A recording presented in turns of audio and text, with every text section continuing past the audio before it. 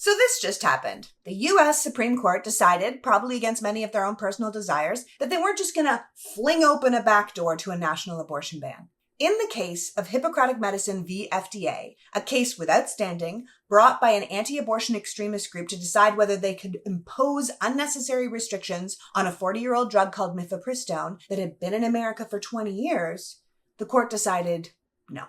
So we're clear, mifepristone is a completely approved, medically sound drug on the list of the World Health Organization's essential medicines.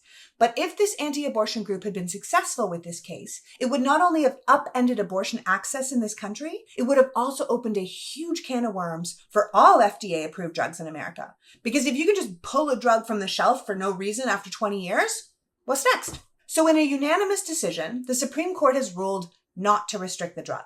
But before anyone gets too excited that the Supreme Court has softened its stance on abortion, Justice Brett Kavanaugh made the point of saying that the plaintiff didn't really have a good case. They didn't have standing, which is why they had to rule against them. But he left that door wide open to any other abortion plaintiff who could figure out a better argument. So abortion is very much still on the chopping block from this court. And we know that the anti-abortion extremists in this country and their allies in the Republican Party are not going to stop attacking every form of abortion care in this country moving forward.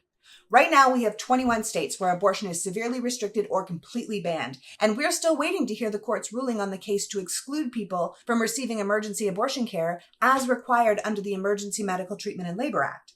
Like if you're dying and the treatment is abortion, do you get it? The court will decide.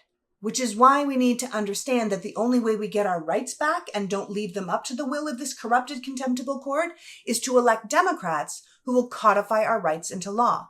The Republicans will seek a national abortion ban IVF, and potentially even contraception. And the Democrats will work to return the rights protected in Roe and pass legislation to protect IVF and birth control.